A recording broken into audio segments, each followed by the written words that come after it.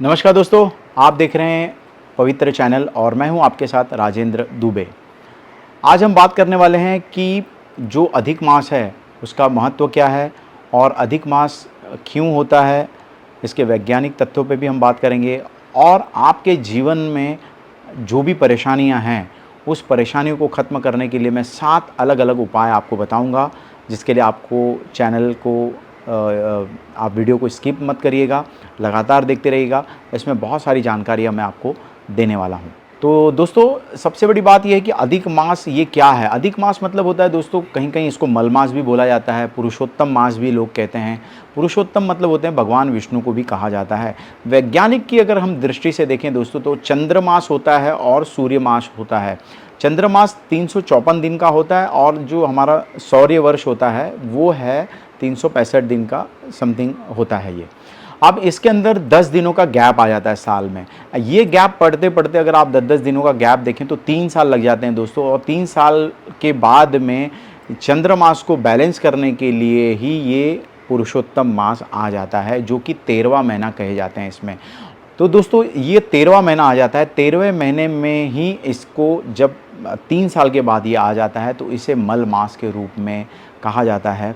और ये सिर्फ़ और सिर्फ चंद्र और सूर्य मास को का जो गैप होता है उसको बैलेंस करने के लिए ही ये एक महीना अलग से आ जाता है। और इसके ऊपर एक कथा भी कही गई है कि एक मलिनता वाला व्यक्ति इस पृथ्वी पर था और लोग उसको पसंद नहीं करते थे। हमेशा वो दूषित रहता था, उसको हमेशा लोग गलत-गलत बोलते थे कि तू मैल से भरा हुआ है, मैल है तेरे पास, तू गंदा है। इस प्रकार से बहुत ही वो अपनी जो लोगों की बातें सुन-सुन के बहुत परेशान होने लगा। तो ये जो व्यक्ति हो जाकर के विष्णु के पास कहा कि ये लोग सारे लोग मुझे मल के नाम से बुला रहे हैं, तो मैं क्या करूँ? मेरा जीना एकदम वहाँ पर ख़राब हो चुका है, मैं जी नहीं पा रहा हूँ। तो भगवान ने कहा कि आज के बाद में तेरा जो नाम होगा वो पुरुषोत्तम मास के रूप में तुझे जाना जाएगा, और तेरे साथ मैं जुड़ चुका हूँ, तो हर 3 साल में जो भी ये मास आएगा उसमें तेरी बहुत ही पूजा अर्चना की जाएगी। तो ये भी एक कहानी के तौर पे आप ले सकते हैं। ऐसी कथाएँ आपको शास्त्रों में देखने के लिए मिलती है। लेकिन मेन वैज्ञानिक रीज़न मैंने आपको बता दिया कि वो जो मास होता है वो मास में मल निकलता है दोस्तों। जो 1 महीना एक्स्ट्रा हो जाता है, वो एक्स्ट्रा होने की वजह से उसमें मल निकलता है।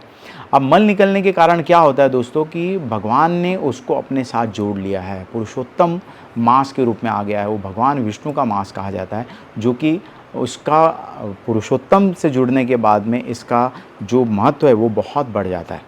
ये जो मलमास है ये 2023 में लग रहा है और ये 18 तारीख से लग रहा है और 16 अगस्त तक ये मलमास रहने वाला है। मतलब कि अब जो जुलाई महीना चल रहा है, जुलाई 18 तारीख को लगेगा और 16 अगस्त को ये पूरा 1 महीना के आसपास रहने वाला है। तो 16 अगस्त को इसकी समाप्ति होगी।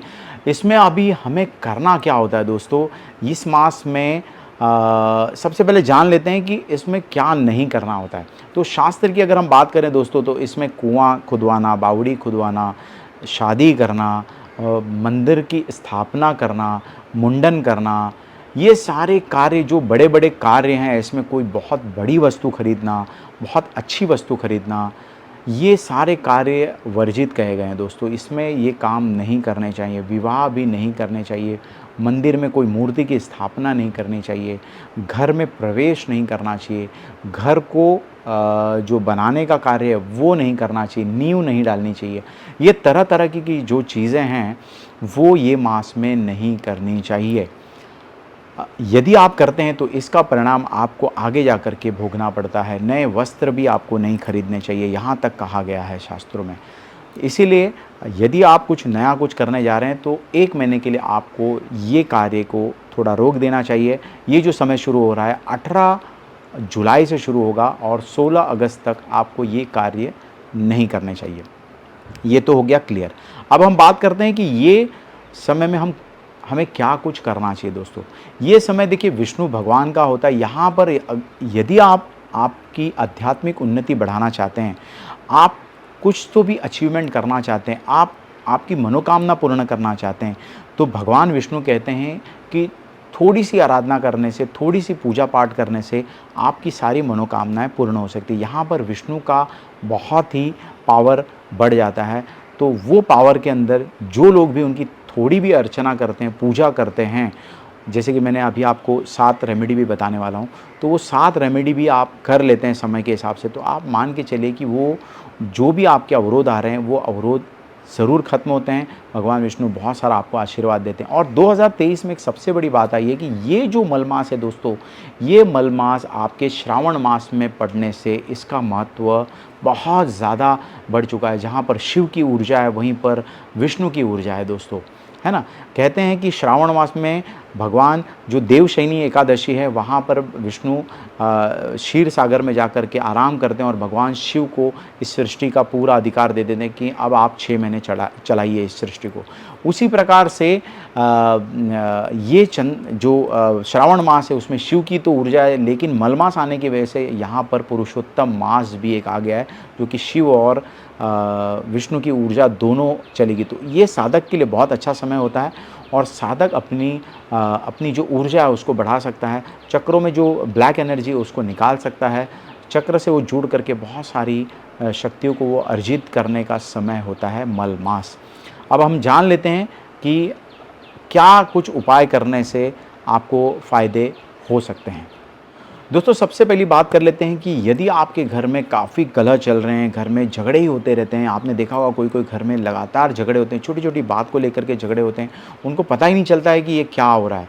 तो ये पुरुषोत्तम मास में आपके घर से कलह ख़त्म करने हेतु आपको उपाय मैं बताता हूँ कि पूरे परिवार के लोगों को कच्चा दूध लेकर के सुबह स्नान करने के बाद में पीपल के वृक्ष में आपको वो कच्चा दूध अर्पण करना चाहिए और भगवान विष्णु की स्तुति वहाँ पर करनी चाहिए। और हो सकेगा तो उसके आप 7 राउंड भी मार सकते हैं यदि आपको राउंड मारने के लिए मिले तो। आप कच्चा दूध के साथ साथ में आप मीठा जल भी वहाँ पर अर्पण कर सकते हैं।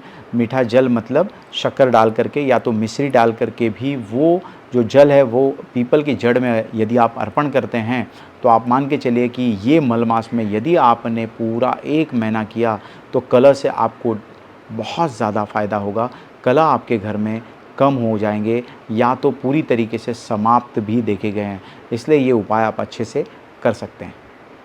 दोस्तों मल मास में काफ़ी लोग अपनी ऊर्जा को बढ़ाने के लिए ये मैं जो उपाय बता रहा हूँ, यदि आपको बहुत क्रोध आता है, घर में कोई एक क्रोधी व्यक्ति है आपके और वो छोटी छोटी बातों में उनको गुस्सा आ जाता है, तो ये मल मास में गोपी चंदन आपको कहीं से भी मिलेगा। गोपी चंदन घस करके त्रिपुंड जैसे माथे पे आपको लगाना चाहिए या फिर आप उसका टीका भी आप कर सकते हैं गोपी चंदन का। गोपी चंदन लगाने से आज्ञा चक्र एक्टिव होता है और आज्ञा चक्र में बहुत शीतलता प्रदान होती है, जिसकी वजह से ये क्रोध समाप्त होने की पूरी संभावनाएं बन जाती है। तो गोपी चंदन पूरे 1 महीने आप ज़रूर लगाइए। दोस्तों बहुत सारे लोग अब ये सोचते होंगे कि ये 2 उपाय तो बताएं, लेकिन धन की वृद्धि के लिए हम क्या करें? धन किसको नहीं चाहिए? लक्ष्मी का प्रताप तो बहुत ही होता है दोस्तों। तो लक्ष्मी का प्रताप अगर आपको प्राप्त करना है तो मल मास सर्वोत्तम मास कहा जाता है। दक्षिणावर्ती शंख लेकर के आपको भगवान विष्णु के ऊपर दूध से अभिषेक यदि आप प्रत्येक दिन करते हैं तो आप मान के चलिए कि आपका धन ज़रूर बढ़ता है। ये करने से आप पूरा 1 महीना करिए, आपको इसका रिज़ल्ट आपको अच्छे से देखने के लिए मिलेगा। या फिर कहते हैं कि हमारे पास विष्णु की मूर्ति नहीं, तो उस दक्षिणावर्ती शंख में आप जल भर के रखिए और सुबह उठते मात्र स्नान वगैरह करने के बाद में वो पूरा जल घर पर आपको ज़रूर छिड़कना है और जहाँ पे आपकी तिजोरी है वहाँ तो अवश्य ही छिड़किए। तो आप देखेंगे आपके धन में वृद्धि होना शुरू हो जाएगी। दोस्तों आइए चौथे उपाय की बात करते हैं। यदि आपको दुख आपका पीछा नहीं छोड़ रहा है, दुखों से आप घिरे रहते हैं, आपके जीवन में ऐसा अनुभव है कि एक के बाद एक दुख मेरे जीवन में आते जा रहे हैं, तो ये उपाय मात्र आपके लिए। आपके घर पे शालिग्राम अगर नहीं है तो लेकर के आइए, शालिग्राम की स्थापना करिए और उस शालिग्राम के समक्ष घी का दीपक पूरे मल मास में आपको लगाना चाहिए और शालिग्राम के ऊपर तुलसी पत्र हमेशा आप चढ़ाते रहिए। आप ये तुलसी का पत्र यदि आप 108 भी चढ़ाते हैं और घी का दीपक लगाते हैं तो मान के चलिए कि आपको आपके दुखों से ज़रूर छुटकारा मिल जाएगा। अब आप बात कर लेते हैं दोस्तों कि पाँचवें उपाय की। पाँचवें उपाय में जो आया है वो है किसी लड़की या लड़के की विवाह नहीं हो रहे या किसी कारणवश लड़के देख करके जा रहे हैं या लड़कियां देख के जा रही हैं लेकिन पसंद नहीं आ रहे हैं, तो ये मल मास में करिए ये छोटा सा उपाय। आपको करना है, एक पीला कपड़ा लेना है, उसके अंदर चने की दाल डालनी है, थोड़ा सा गुड़ रखना है, हल्दी की 7 गांठ उसमें रखनी है। उसको अच्छे से रौली से बांध करके किसी भी दिन आप जा कर के ये उपाय कर सकते हैं, या फिर आप पूरा 1 महीना भी ये उपाय कर सकते हैं कि मंदिर जा कर के भगवान विष्णु के वहाँ पर आपको रख के आना है, या मंदिर के कोई ब्राह्मण है वहाँ पर, तो ब्राह्मण को ये दान दे कर के आप उनके पैर स्पर्श करिए और उनको कुछ ना कुछ दक्षिणा आपको देनी चाहिए। तो आप देखेंगे आपका गुरु तत्व बढ़ जाता है, और गुरु तत्व बढ़ता है तो दोस्तों विवाह में आपको बहुत सारा आशीर्वाद मिलने की पूरी संभावनाएँ बन जाती है। आइए दोस्तों बात कर लेते हैं जिनका शारीरिक व्याधि हमेशा बना रहता है, कुछ न कुछ शरीर में व्याधियां लगी हुई हैं, तो मल मास में आपको करना है ये उपाय। आपको अर्ली मॉर्निंग उठ करके सुबह जल्दी उठना पड़ेगा आपको, और नहा धो करके अच्छे से आप एक आसन लगा करके गायत्री मंत्र का 108 बार आपको रोज़ चैंट करना है। रोज़ आपको 108 बार जाप करना है। रुद्राक्ष की माला पे करेंगे तो बहुत अच्छा है। और गायत्री मंत्र तो आपको पता होगा, गायत्री मंत्र का आप पाठ करिए, निरंतर 1 महीना आपको करना है। देखेंगे आपको शरीर में जो भी आपकी व्याधियां हैं उसको निकालने हेतु आपको बहुत सारी रास्ते मिल जाएंगे। कोई ना कोई आपके जीवन में आएगा ऐसा जो आपको रास्ता बता देगा। अच्छा डॉक्टर भी मिल सकता है, अच्छी मेडिसिन मिल जाएगी, तो भी आपका जो रोग शरीर में बना हुआ है उसकी भी समाप्ति अवश्य हो जाएगी। आइए दोस्तों अंतिम उपाय की बात करते हैं। 7वां उपाय है, काफ़ी लोग नौकरी में तरक्की नहीं कर पा रहे हैं, या फिर नौकरी नहीं मिल रही है, या मिलती तो है लेकिन बार बार छूटती चली जा रही है, तो ये मल मास में करना है आपको ये छोटा सा उपाय। मल मास के फ्राइडे वाले दिन आपको 7 कन्या को शाम के वक्त बुला करके उनको भोजन खिलाना है। भोजन के साथ साथ में उनको खीर ज़रूर आपको खिलाना है दोस्तों।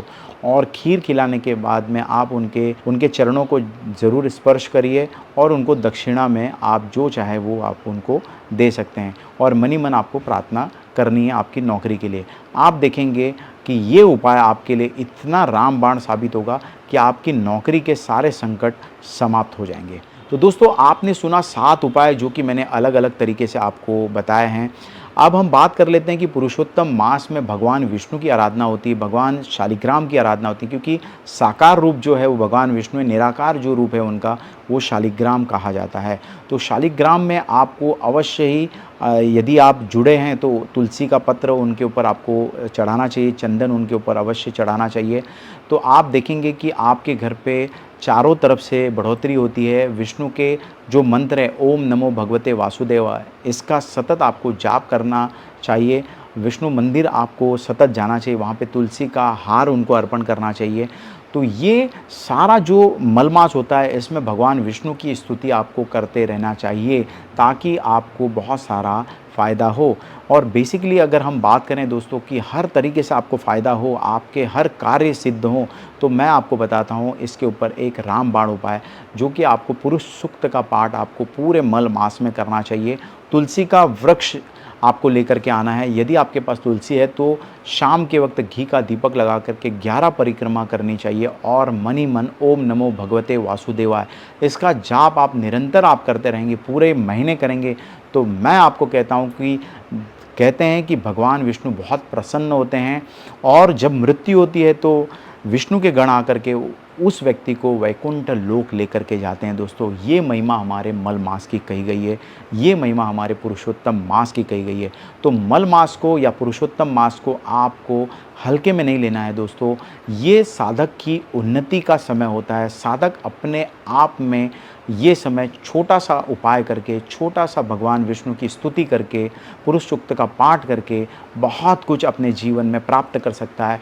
ये पूरा 1 साल की ऊर्जा आपके साथ चलती है, और सबसे बड़ी बात ये होती है दोस्तों, ये बार बार नहीं आता, ये 3 साल में 1 बार आता है।